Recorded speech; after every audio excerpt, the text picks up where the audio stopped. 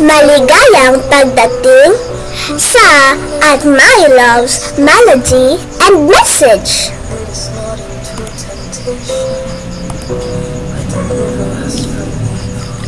Ako si Mayav, My Loves. 7 taong gulang. At dala ko sa inyo ang kalooban ng Diyos mula sa kanyang sariling aklat na tinatawag ding Book of God. Ito na ang episode number 31. Panginoong Diyos, salamat po sa araw na ito. Salamat sa iyong salita na nagbibigay liwanag sa aming puso. Patawarin mo kami kung minsan ay sumusunod kami sa kalooban ng kaaway. Turuan mo kami na tanggapin ang iyong kalooban at isabuhay mo at isabuhay ito. Sa pangalan ni Jesus, Amen.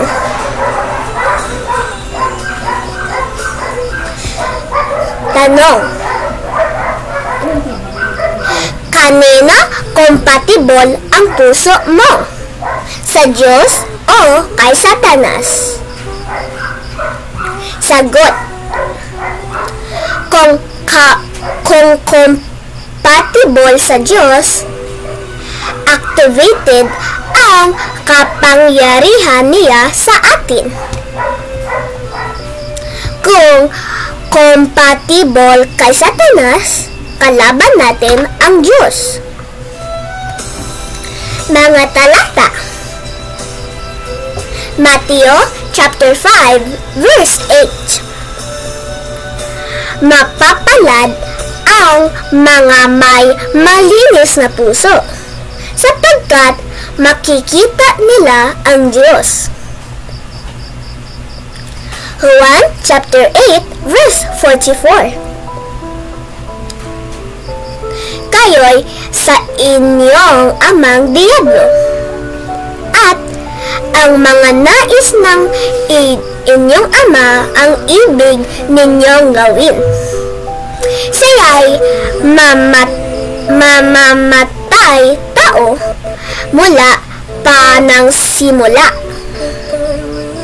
at hindi nananatili sa katotohanan, sapagkat walang katotohanan sa kanya.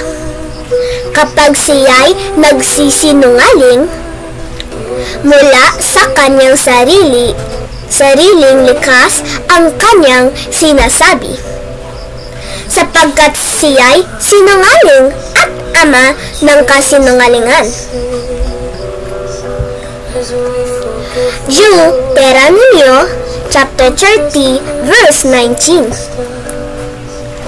Aking itinatalaga sa inyo ngayon ang mga langit at lupa bilang mga saksi laban sa inyo.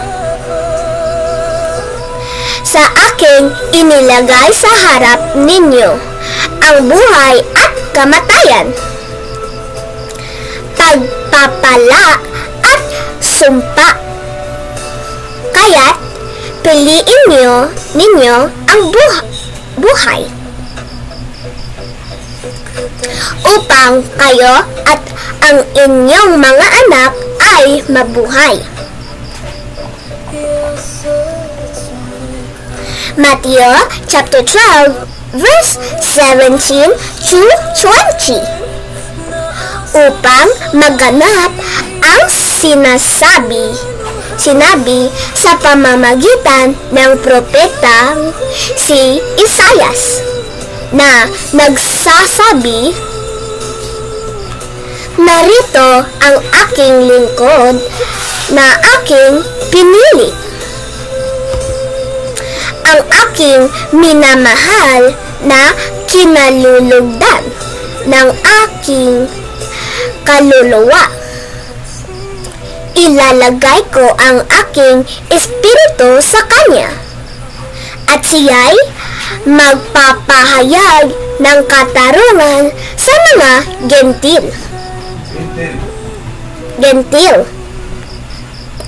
Hindi siya makikipagtalo ni sisigaw, ni maririnig man ng sinuman ang kanyang tinig sa mga lansangan.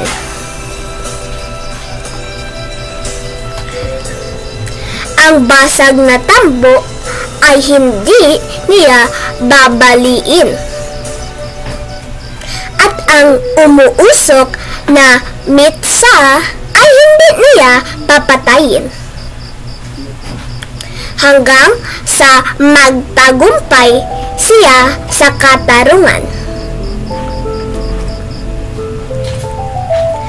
Alam niyo ba, minsan may bata na nagdasal, "Panginoon, tulungan mo akong huwag kumain ng tsokolate." Pero kung may natira pa sa ref, baka ibig mong ipahintulot. Haha, ganyan din tayo minsan. Gusto natin sundin ang Diyos, pero compatible pa rin sa tukso. Panginoon, salamat sa iyong salita. Naway ang aming puso ay maging compatible lamang sa iyo.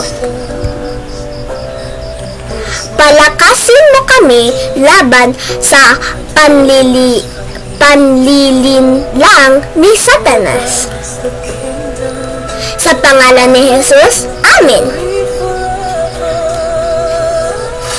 Mga bata at matanda, tandaan natin, ang pusong tumatanggap ng kalooban ng Diyos ay pusong may buhay.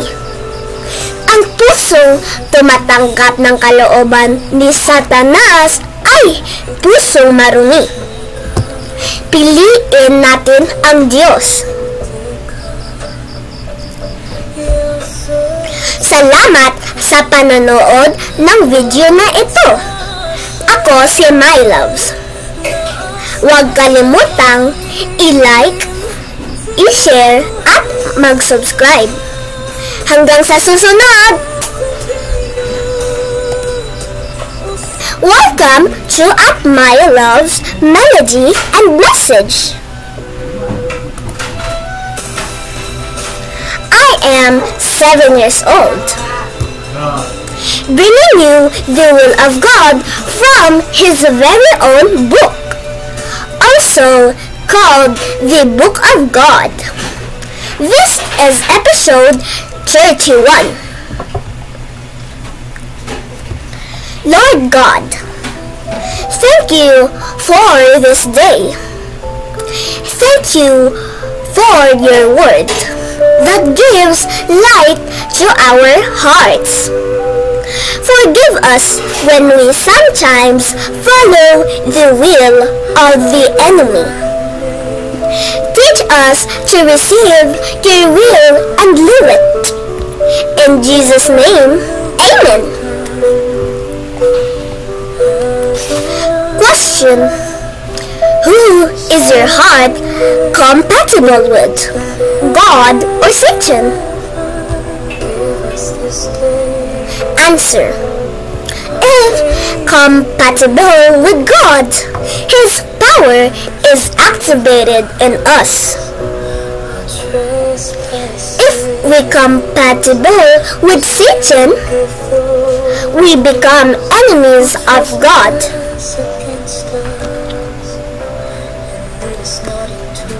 Verses: Matthew chapter 5 verse 8. Blessed are the pure in heart, for they shall see God. John chapter 8 verse 44. You are of your father the devil, and your will is to do your father desires. He was a murderer from the beginning, and does not stand in the truth, because there is no truth in him. When he lies, he speaks out of his own character, for he is a liar and the father of lies. Deuteronomy chapter 30 verse 19.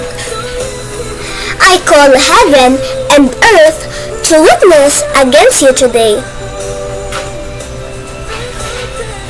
that I have set you before you life and death, blessing and curse. Therefore choose life, that you and your offspring may live. Matthew chapter 12 verse 17 to 20. This was to fulfill what was spoken by the prophet Isaiah. Behold, my servant, whom I have chosen, my beloved, with whom my soul is well pleased. I will put my spirit upon him, and he will proclaim justice to the Gentiles. He will not quarrel or cry aloud.